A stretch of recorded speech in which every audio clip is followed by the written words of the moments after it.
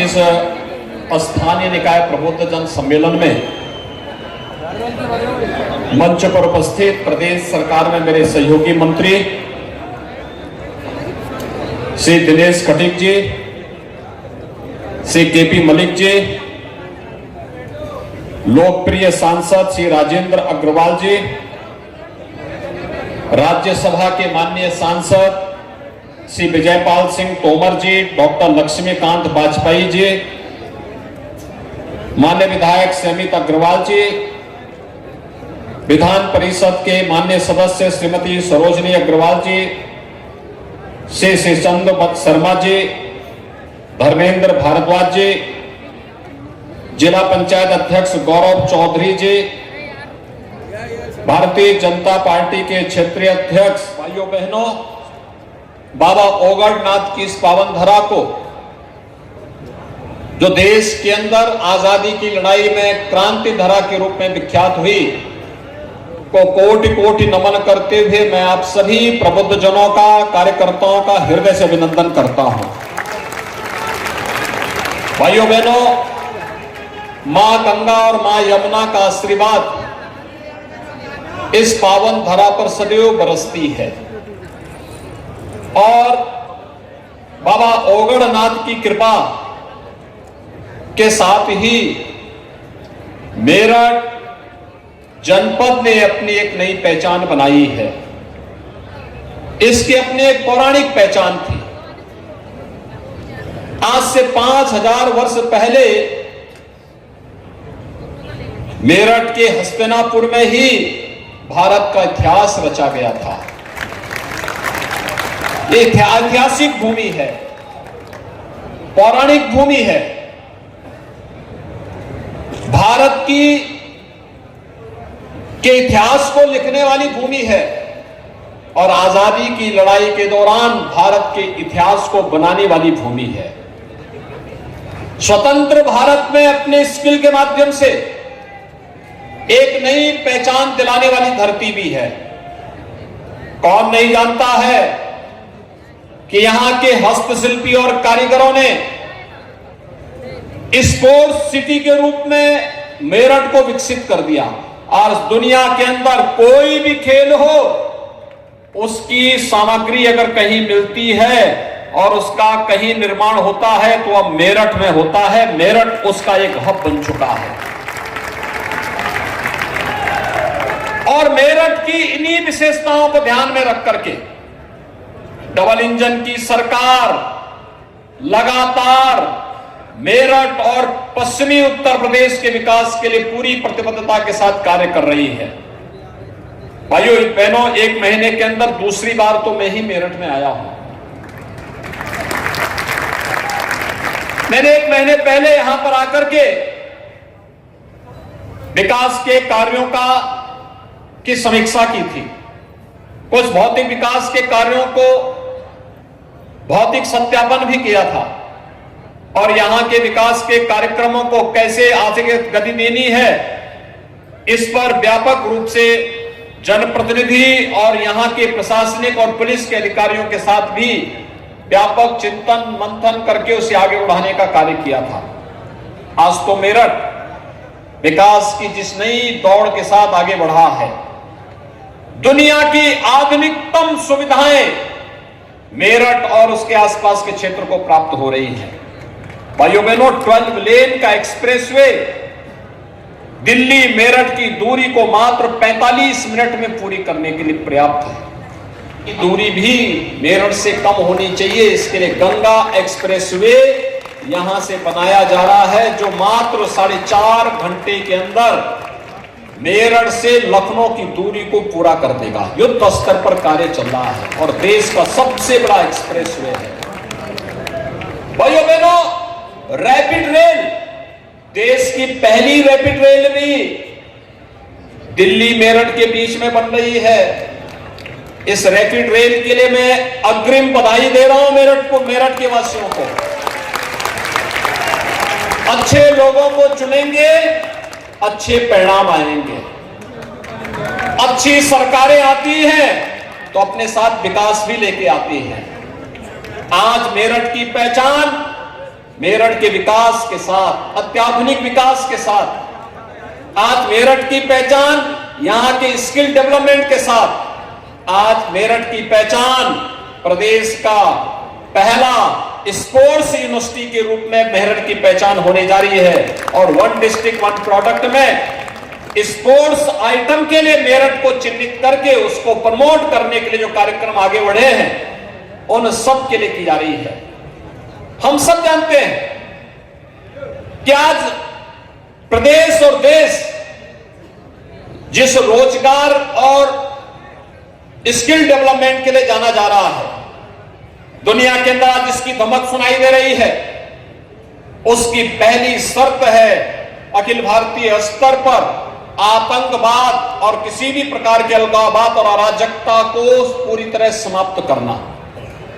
सौभाग्य से प्रधानमंत्री मोदी जी के 2014 में देश की बागडोर संभालने के बाद देश के अंदर आतंकवाद, नक्सलवाद और अलगाववाद पूरी तरह समाप्त हुआ है। आपने 2017 में प्रदेश में डबल इंजन की भारतीय जनता पार्टी का सरकार का गठन किया। आज उत्तर प्रदेश की कानून व्यवस्था सुरक्षा का एक बेहतर माहौल दे रही है। उत्तर प्रदेश की कानून व्यवस्था दंगा मुक्त, कर्फ्यू मुक्त, आस्था का सम्मान करने वाली, उत्तर प्रदेश के प्रत्येक नागरिक को सुरक्षा की गारंटी देने वाली बन चुकी है। और भाइयों बहनों, इसकी सर्वत्र सराहना हो रही है। और नहीं तो ये गुंडे, माफिया, ये अपराधी बहन बेटियों का स्कूल जाना बंद करा देते, वे बाजार में नहीं निकल पाती थी, व्यापारी और उद्यमियों को गुंडा टैक्स देना होता था, कोई निवेश नहीं करना चाहता था, जो निवेश किया है वो निवेश छोड़ करके भागता था।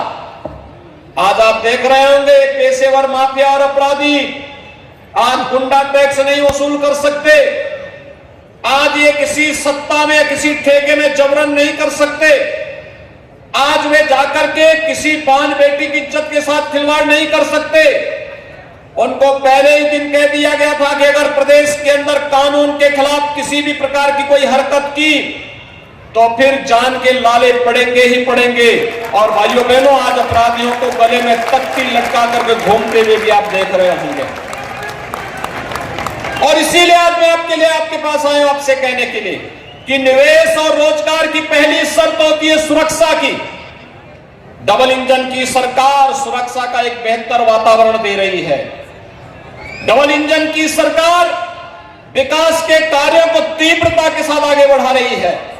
और डबल इंजन की सरकार बुनियादी सुविधाओं को आगे बढ़ाने का कार्य कर रही है। मेरठ भी स्मार्ट सिटी के रूप में विकसित हो रहा है।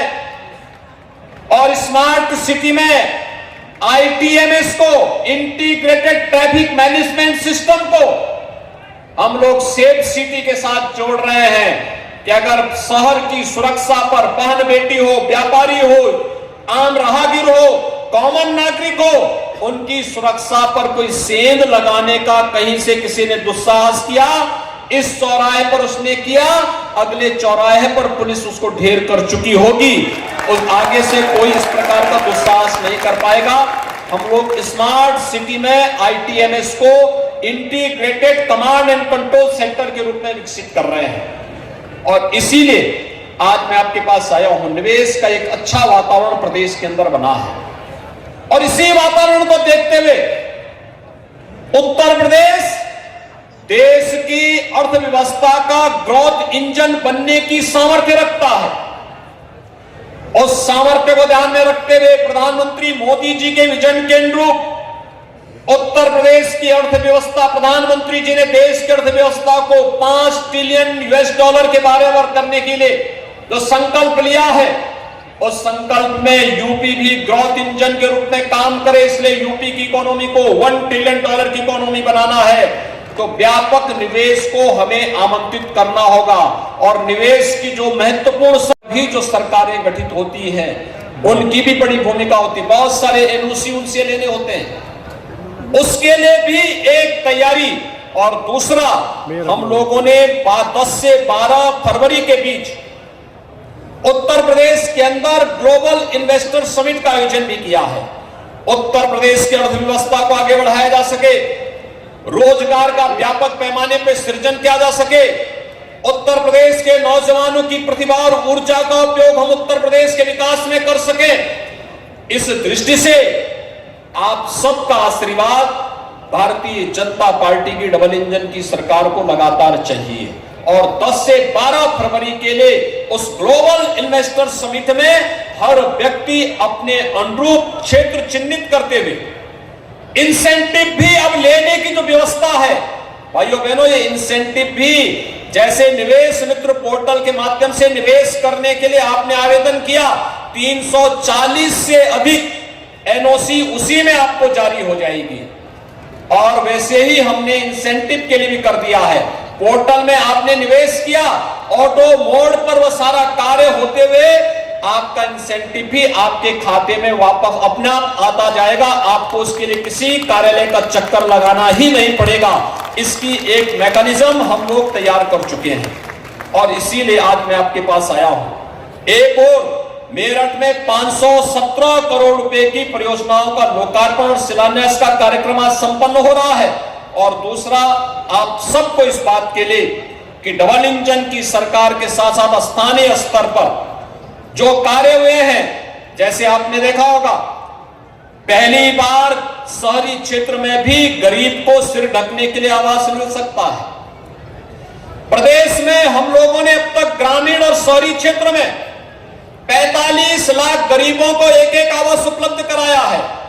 शहरी क्षेत्र में 17 लाख लोगों को यह सुविधा उपलब्ध हुई है और अभी ग्रामीण क्षेत्र के लिए हम लोगों के पास 10 लाख और आवास हैं जिनको वितरण की कार्रवाई के साथ हम जोड़ रहे हैं कि उत्तर प्रदेश में सिर ढकने के लिए हर नागरिक के पास अपनी छत होगी। पहली बार आप देख रहे होंगे पीएम स्वनिधि योजना के अंतर्गत पटरी व्यवसायी के लिए भी, ठेला खोमचा रेड़ी लगाने वालों के लिए भी हम लोगों ने ब्याज फ्री ऋण की व्यवस्था की है। प्रधानमंत्री मोदी जी ने इस कार्यक्रम को लॉन्च किया तो उत्तर प्रदेश में 9 लाख पटरी व्यवसायी अब तक इसका लाभ ले चुके हैं। अभी हमने मंच पर ऐसे नौजवान, ऐसे लोग उठाए गए कदमों में जनता जनार्दन का आशीर्वाद निरंतर मिला है। हमारे जनप्रतिनिधियों के साथ आपका सानिध्य और समर्थन हम लोगों की बहुत बड़ा संबल होता है और उस संबल को और पुष्ट करने के लिए स्थानीय निकाय के प्रबुद्ध जन शासन की योजनाओं को हर परिवार तक पहुंचाने, जो कल्याणकारी योजनाएं हैं उनका लाभ हर नागरिक बिना भेदभाव के ले सके और जो विकास की योजनाएं हैं उनका प्रचार प्रसार भी हो और लोगों को जानकारी हो कराया किसने। भाइयों बहनों, अगर मेरठ के अंदर पिछली बार नगर निकाय में भारतीय जनता पार्टी का बोर्ड गठित होता तो नगर निगम मेरठ की कायाकल्प करने में और ज्यादा मदद हम लोगों को मिल गई होती और तेजी के साथ इन कार्यक्रमों को आगे बढ़ाते, क्योंकि सरकार तो पैसा दे सकती है लेकिन उसको ईमानदारी के साथ जमीनी धरातल पर पहुंचाने के लिए स्थानीय बोर्ड को उन जिम्मेदारियों का निर्वहन करना होता है।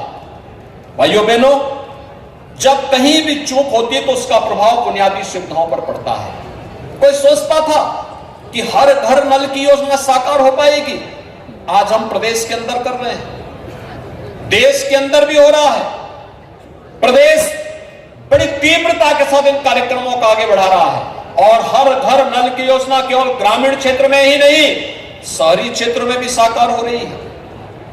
अच्छे सेंटर के रूप में विकसित कर सके, यहां के उद्यमियों ने, यहां के शिक्षाविदों ने मेरठ को एजुकेशन हब के रूप में डेवलप करने की जो कार्रवाई आगे बढ़ाई है। अच्छे अच्छे संस्थान यहां खुले हैं और अच्छे संस्थान खुले, आप इसके लिए आगे आइए।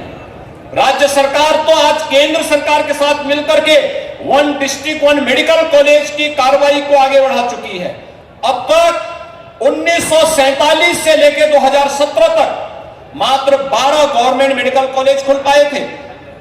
आज भाइयों बहनों, मात्र 5 वर्ष में 35 नए मेडिकल कॉलेज राज्य सरकार बना, राज्य और केंद्र सरकार मिलकर बना रही है और हमारा प्रयास है कि इस वर्ष के अंत यानी अगले वर्ष तक हम लोग हर जनपद में एक मेडिकल कॉलेज की स्थापना कर लें।